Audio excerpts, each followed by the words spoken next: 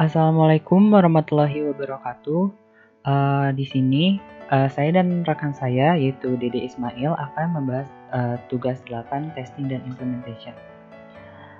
Adapun soalnya adalah sebagai berikut. Dari gambar berikut, carilah contoh-contoh dari pengujian perangkat lunak yang dilakukan dengan pendekatan strategis berikut, yaitu dengan unit testing, integration testing, validation testing, dan system testing. Adapun jawaban atau hasil diskusi kami yaitu pengujian unit bergantung pada objek tiruan yang dibuat untuk menguji bagian kode yang belum menjadi bagian dari aplikasi lengkap. Benda-benda tiruan mengisi bagian-bagian yang hilang dari program. Contohnya yaitu, misalnya kita mungkin memiliki fungsi yang memerlukan variabel atau objek yang belum dibuat. Dalam pengujian unit, itu akan diperhitungkan dalam bentuk objek tiruan yang dibuat semata-mata untuk tujuan pengujian unit yang dilakukan pada bagian kode tersebut. Yang kedua yaitu integration testing, adalah pengujian hasil dari penggabungan unit-unit atau komponen yang berinteraksi di dalam software. Biasanya, software tester menguji bagian unit-unit tersebut bekerja sebagai suatu kombinasi, bukan lagi sebagai satu unit yang individual. Di mana software tester harus memastikan hasil dari beberapa fungsi tersebut berjalan sesuai yang diharapkan, dan juga software tester harus memastikan bahwa output yang dihasilkan sesuai dengan hasil yang diharapkan. Berikut adalah contoh tabel dari Blackbox.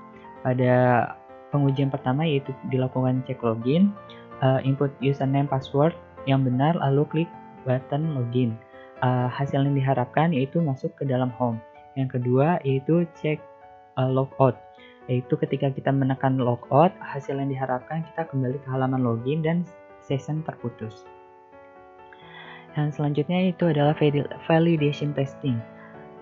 Validation testing dilakukan setelah perangkat lunak selesai dirangkai sebagai suatu kesatuan dan semua kesalahan interferensi telah ditemukan dan dikoreksi. Validasi perangkat lunak diperoleh melalui sederetan pengujian black box yang memperlihatkan kesesuaian dengan kebutuhan perangkat lunak. Perlu dilakukan acceptance testing untuk memungkinkan konsumen memvalidasi semua persyaratan.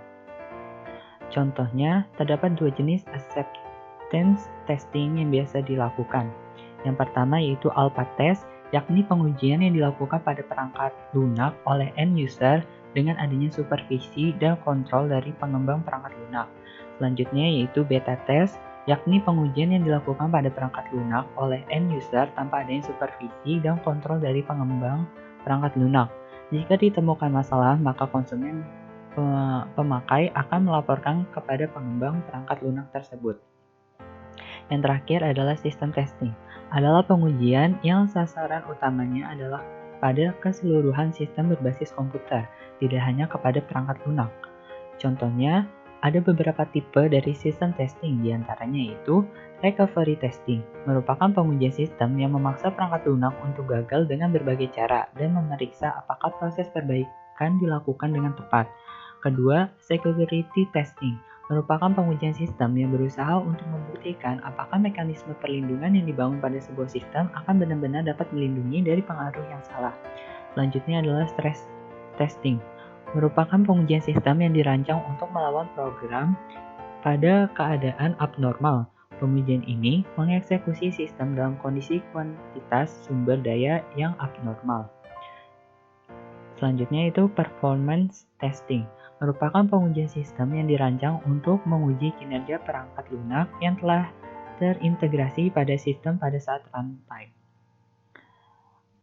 Berikut adalah daftar referensi yang kami dapatkan dari beberapa sumber. Mungkin cukup sekian presentasi dari kami, kurang lebihnya mohon maaf. Billahi taufiq wal hidayah. Wassalamualaikum warahmatullahi wabarakatuh.